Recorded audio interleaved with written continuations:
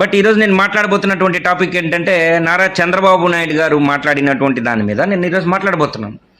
అంటే సోషల్ మీడియాలో ఎవరైనా మాట్లాడితే వాళ్ళని మేము అరెస్ట్ చేస్తాం, కఠినమైనటువంటి చర్యలు ఉంటాయి, కఠినమైనటువంటి శిక్షలు ఉంటాయి, వ్యక్తిత్వ హననం చేస్తున్నారు, ఆడపిల్లల మీద కూడా ఎలా పడితే అలా మాట్లాడుతున్నారని చంద్రబాబు నాయుడు గారు మాట్లాడినటువంటి వీడియో నేను చూశాను. మీరు అందరూ కూడా చూసే ఉంటారు. ఒకవేళ చూడకపోతే నేను కామెంట్లో దాన్ని పిన్ చేస్తాను. బట్ ఓకే, చంద్రబాబు నాయుడు గారికి సూటిగా రెండు ప్రశ్నలు. అంటే చంద్రబాబు నాయుడు గారు మీరు మాట్లాడింది ప్రతి ఒక్కటి బాగుంది, కానీ ఎక్కువ బూతులు మాట్లాడేది, బండ బూతులు మాట్లాడేది కేవలం తెలుగుదేశం పార్టీ, జనసేన పార్టీలో ఎక్కువ ఉన్నారండి. ఎందుకంటే నేను పోస్ట్ చేసిన వీడియోలన్నిటి కింద కామెంట్లు చూడండి ఏ విధంగా ఉంటాయో, అప్పుడు అర్థమైపోద్ది కూటమి ప్రభుత్వంలో ఉన్నటువంటి కార్యకర్తలు లేదంటే సోషల్ మీడియాలో ఉన్నటువంటి కూటమి పార్టీ వాళ్ళు ఏ విధంగా బూతులు మాట్లాడతారని. మరి వాళ్ళందరి మీద కూడా మీరు కఠినమైనటువంటి చర్యలు తీసుకుంటారా? కఠినమైనటువంటి శిక్షలు వాళ్ళకు కూడా వేపిస్తారా? ఒక వ్యక్తి యూట్యూబ్లో జగన్మోహన్ రెడ్డి గారి లాగా యాక్షన్ చేస్తా మాట్లాడుతుంటారు. ఆయన ఒక సుమన్ టీవీ ఇంటర్వ్యూ చేస్తే ఆయన ఏం చెప్పాడు, మాకు అసలు నేనేం స్క్రిప్ట్లో ఆయనండి, నాకేం చేత కాదు, నన్ను తీసుకెళ్తారు, తీసుకొచ్చి వదిలిపెడతారు, 4 రూపాయలు డబ్బులు ఇస్తారు, నారా లోకేష్ గారు కూడా నన్ను అప్రిషియేట్ చేశారని చెప్పి చెప్పుకొస్తున్నారు. మరి ఆయన 2019 జగన్మోహన్ రెడ్డి గారు ముఖ్యమంత్రి అయిన తర్వాతనే జగన్మోహన్ రెడ్డి గారిని వ్యక్తిగతంగా ఎంతో ఆయన వ్యక్తిత్వ హననం చేస్తూ వీడియోలు చేసి చాలా డబ్బులు సంపాదించుకున్నాడు. మరి అటువంటి వ్యక్తుల మీద కూడా మీరు కఠినమైనటువంటి చర్యలు తీసుకుంటారని అడుగుతున్నాం.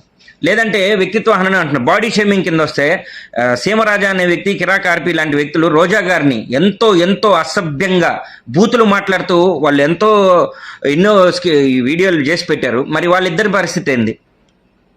ఇక్కడ ప్రశ్న ఇక్కడ ఇన్ని మీరు మాట్లాడడానికి గల కారణాలు మేమేమనుకుంటున్నాం అంటే, జగన్మోహన్ రెడ్డి గారు ఎప్పుడు ప్రెస్ మీట్ పెట్టినా సరే ఆధారాలతోటి మాట్లాడతారు, ప్రతి ఒక్కటి ఆధారం చూపించే మాట్లాడతారు. అమరావతి రైతులకు జరుగుతున్నటువంటి అన్యాయాల మీద, అమరావతిలో జరుగుతున్నటువంటి అవినీతుల మీద, వేల కోట్లు జరుగుతున్నటువంటి స్కాముల మీద జగన్మోహన్ రెడ్డి గారు ప్రతి ఒక్కటి కూడా ప్రెస్ మీట్లు పెట్టి ఆధారాలు చూపించి మాట్లాడారు. మరి తెలుగుదేశం పార్టీ లాంటి కూటమి పార్టీ నాయకులు ఎవరైనా సరే దాన్ని ఒకళ్ళతో పుచ్చుకొని అది కాదు జరిగింది ఇది అని చెప్పి మీరు ఏమైనా క్లారిఫికేషన్ ఇచ్చారా? లేదంటే ట్రాన్స్పరెంట్గా మీరు ఏమైనా ఒక ప్రెస్ మీట్ పెట్టారా? ఎప్పుడైనా జగన్మోహన్ రెడ్డి గారు ఒక ప్రెస్ మీట్ పెడితే బండబూతులు తిరుతూ ఇంకేం ఉండదు. ఆయన ఎన్ని మాట్లాడినా, ఆధారాలు చూపించి మాట్లాడినా వీళ్ళకి తెలిసింది ఏంటంటే, మీ పార్టీ కూటమి వాళ్ళకి తెలిసింది ఏంటంటే బూతులు మాట్లాడడం, లేదంటే గతంలో 16 నెలలు జైల్లో ఉన్నారు, ఇది ఒక తప్ప ఇంకేం మాట్లాడరు. గతంలో 16 నెలలు ఎందుకు జైల్లో ఉన్నారనేది ఆంధ్రప్రదేశ్ ప్రజలందరికీ కూడా తెలుసు. కేవలం కాంగ్రెస్ పార్టీని ఎదిరించినందుకు, కేంద్రంలో ఆ రోజు కాంగ్రెస్ పార్టీ ఉంది, ఎదిరించిన దానికి మాత్రం వాళ్ళు ఒక కక్ష సాధింపు చర్య కింద ఆయన్ని అక్రమంగా అరెస్ట్ చేశారు. మరి ఇప్పటికి ఏమైంది? దాంట్లో ఒక్కొక్క కేసు అన్ని కొట్టేసి ఈరోజు అది ఎంతవరకు వచ్చిందో ఆంధ్రప్రదేశ్ ప్రజలందరికీ కూడా తెలుసు. మీరు ఇంకా పాడిందే పాడరా పాచిపల్ల దాచారని చెప్పేసి మీరు మీ పచ్చ ఛానల్స్లో స్క్రోలింగ్ చేపిస్తూ ఉంటారు. దాని మీద మీరు ప్రభుత్వంలో ఉన్నారండి చంద్రబాబు నాయుడు గారు, మీరు ఎందుకు మర్చిపోతున్నారు? ఈరోజు ఇప్పుడు ఉండేది గవర్నమెంట్ మీది, మీరు రాష్ట్రానికి ముఖ్యమంత్రి, మీరు ఎంక్వైరీలు చేపించి నిజాలు తెలిసి ప్రజలకు తెలిసేటట్టు చేయాలా? మరి అలా ఎందుకు చేయట్లా? అలా చేయడంలో ఎందుకు మీరు విఫలం అవుతున్నారు? డిఎస్సిలో అక్రమాలు జరిగినాయి, వాళ్ళు బయటకు వచ్చి జగన్మోహన్ రెడ్డి గారి దగ్గర చెప్పుకున్నారు. ఆ వచ్చిన వ్యక్తులందరూ కూడా ఐడెంటిటీయే కదా, వాళ్ళందరూ ఫేస్లు ఉన్నాయి కదా. మరి మీరు మాత్రం ఏం చెప్తారు? పచ్చ ఛానల్లో వాళ్ళు పెయిడ్ ఆర్టిస్టులను చెప్పడం ఎందుకు? వాళ్ళని పట్టుకెళ్ళి ఎంక్వైరీ చేసి వాళ్ళు ఇచ్చినటువంటి వాళ్ళ చేతిలో కాల్ లెటర్స్ ఉన్నాయి కదా, అవి చూపించి వాళ్ళు మాట్లాడుతుంటే మీ నాయకులు ఎవరు కూడా ఎందుకు అంత హుందాగా ప్రెస్ మీట్ పెట్టలేకపోతున్నారు?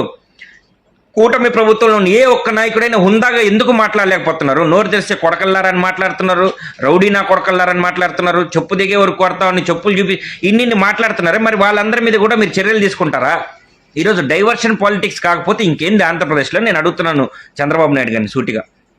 అమరావతి ఒక పక్క, అమరావతి రైతులు కొత్తగా ఇప్పుడు ఉండవల్లి, పెనుమాక, ఎర్రబల్లిపాలెం వీళ్ళకి సంబంధించినటువంటి ఎర్రబాలెం వాళ్ళ రైతులందరూ కూడా బయటకు వచ్చారు కదా, ఆ రైతులందరూ కూడా వచ్చి మాట్లాడితే ఆ టాపిక్ పక్కకి వెళ్ళిపోవాలా? అమరావతిలో లోపాలు ఉన్నాయి, అవినీతులు జరుగుతున్నాయి, అక్రమాలు జరుగుతున్నాయి, అది పక్కకి వెళ్ళిపోవాలా? ఇప్పుడు ఇంకా ముఖ్యమైనటువంటి సబ్జెక్ట్ ఏంటంటే ఎస్ఐఆర్ చివరి ఘట్టంలో ఉంది. ఎస్ఐఆర్ ఎలక్షన్ వెరిఫికేషన్, ఇది ఓటర్ రీవెరిఫికేషన్స్ జరుగుతున్నాయి. ఇవన్నీ కూడా జరిగితే అక్కడ కూడా జరిగినటువంటి అక్రమాలన్నింటినీ కూడా వైఎస్ఆర్సీపీ పార్టీ ఆధారాలతో పాటు బయటపెట్టింది. దాని మీద ఎందుకని ఈరోజు ఎవరు తెలుగుదేశం పార్టీ నాయకులు మాట్లాడలేకపోతున్నారు? అసలు ఐటీడీపీ యాప్లో ఎందుకు ఈ అప్లికేషన్లు ఎక్కించాలా? అక్కడ ఏంది అప్లోడ్ చేసేది? దానికంటే గవర్నమెంట్ వెబ్సైట్ ఉంది కదా, అక్కడ కదా అప్లోడ్ చేయాలి. ఐటీడీపీ యాప్లో ఎందుకు అప్లోడ్ చేయాలని అడుగుతున్నాం. దాని మీద కూడా సమాధానాలు చెప్పట్లా. ఇవన్నీ పక్కదారి పట్టించడం కోసం సోషల్ మీడియాలో వాళ్ళు ఎవరో మాట్లాడారు, వీళ్ళు ఎవరో మాట్లాడారు, వాళ్ళ మీద కఠినమైనటువంటి చర్యలు తీసుకుంటాం, కఠినమైనటువంటి శిక్షలు వేస్తామంటే always welcome, okay done. But ఈ డైవర్షన్ పాలిటిక్సే వద్దు. అడిగిన వాటిలన్నిటికీ సమాధానాలు చెప్పండి. ఎస్ఐఆర్ గురించి మీరు సమాధానం చెప్పాలా? అమరావతిలో అక్రమ కట్టడాలు అంటే అదే దాని మీద ఎందుకు అన్ని వేల కోట్లు ఖర్చు అవుతుంది అనే ఒక విషయం మీద మాట్లాడాలా? అమరావతి ఇప్పుడు కొత్తగా ఎక్స్టెన్షన్ కింద ఉండవల్లి, పెనుమాక, ఎర్రబాలెం ఈ రైతులు కూడా రోడ్లు ఎక్కారు, వాళ్ళ పరిస్థితులు ఏంది చెప్పాలా? అదేవిధంగా కృష్ణలంకలో జరిగినటువంటి ఒక ఘటన, వీటిలన్నిటి మీద కూడా ప్రభుత్వంలో ఉన్నటువంటి మీరందరూ మిత్రపక్షాలు మీరు ఎవరు మాట్లాడలేరు. ప్రజల పక్షాన ఇప్పుడు మాట్లాడుతున్నది కేవలం వైఎస్ఆర్సీపీ గవర్నమెంట్ మాత్రమే. దాంట్లో జగన్మోహన్ రెడ్డి గారిని అందరం మేము ఫాలో అయ్యేదంతా జగన్మోహన్ రెడ్డి గారిని ఆధారాలు చూపించి మాట్లాడుతున్నారు. దానికి మీరు సరైన సమాధానం చెప్పండి అంటే ఈరోజు కొత్తగా తెర వెనక సోషల్ మీడియాలో బూతులు మాట్లాడుతున్నారు. బూతులు మాట్లాడేది ఎవరు సార్? బూతులు మాట్లాడేది ఎవరు? తెలుగుదేశం పార్టీ కార్యకర్తలు, జనసేన పార్టీ వాళ్ళతో ఇంకా ఎక్కువ అమ్మలు, అక్కలు, ఆలి, కూతుళ్ళు అందరి గురించి చండాలంగా నా వీడియోల కింద మీరు వెళ్ళి చూసుకుంటే చాలా అర్థమవుతుంది. అటువంటి వాళ్ళ మీద కూడా మీరు చర్యలు తీసుకుంటామని ఒకసారి మీరు ప్రకటించగలరా? ముందు లైన్లో కిరాకార్పి ఉంటాడు, సీమరాజా ఉంటాడు, తర్వాత ఇప్పుడు జగన్మోహన్ రెడ్డి లాగా ఇమిటేట్ చేస్తూ ఒక అతను వ్యంగ్యంగా మాట్లాడుతూ ఉంటారు. అంటే జగన్మోహన్ రెడ్డి గారి ఇంట్లో స్త్రీల గురించి వ్యంగ్యంగా మాట్లాడితే, అసభ్యంగా మాట్లాడితే అది మీ కళ్ళకి కనిపించట్లేదని అడుగుతున్నాం. జనసేన పార్టీ ఒక ఆమె వచ్చి మొన్న ఏదో తిరుపతి ఆమె అసభ్యంగా ఆమె మాట్లాడింది. ఈ స్కిట్లు చేసుకుంటూ మాట్లాడుతున్నారు, ఇళ్లలో ఆడవాళ్ళ గురించి తప్పుగా మాట్లాడతారు, అది మాత్రం మీకు కనిపించట్లేదా? జగన్మోహన్ రెడ్డి గారు హుందాగా పరిపాలించారు 5 సంవత్సరాలు. ఎక్కడ కూడా కక్షపూరితమైనటువంటి రాజకీయాలు చేయలా. ఎంతోమంది ఎంతో సోషల్ మీడియాలో బండబూతులు తిడుతున్నా, లేదంటే స్కిట్లు వేసుకుని సునకానందాలు పొందుతున్నా జగన్మోహన్ రెడ్డి గారు పట్టించుకోవాలి. ఆయన ఉందాతనంగా ప్రభుత్వాన్ని ఎలా నడపాలా, పేద ప్రజలకి, అంటే పేద ప్రజలు అంటే దాంట్లో తెలుగుదేశం వాళ్ళు ఉండొచ్చు, జనసేన వాళ్ళు ఉండొచ్చు, ఎవరున్నా సరే పరిపాలన ప్రతి ఒక్కరికి సక్రమైనటువంటి పరిపాలన అందించాలా, ప్రతి ఒక్క పథకం ప్రతి ఒక్కరికి అందాలనే ఉద్దేశంతో వాలంటీర్ వ్యవస్థను పెట్టి ప్రతి ఇంటికి పథకాన్ని పంపించాడు జగన్మోహన్ రెడ్డి గారు. ఈరోజు మీరు సూపర్ 6 అన్నారు, అవి వాటిలో అమలు కానటువంటి అంశాల మీద మేము ప్రశ్నిస్తున్నాం. ఒక మహిళకి 1500 రూపాయలు ఇస్తామని చెప్పారు, 18 ఏళ్ళు నిండిన మహిళకి, అది ఇచ్చారా అని అడుగుతున్నాం. దాని మీద మీరు సమాధానం చెప్పాలా?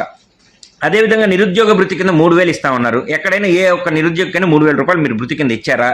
20 లక్షల ఉద్యోగాలు అన్నారు, అవి ఎక్కడెక్కడ ఏ శాఖల్లో ఇప్పించారో అది మీరు చెప్పాలా ట్రాన్స్పరెంట్గా అని అడుగుతున్నాం ప్రభుత్వాన్ని.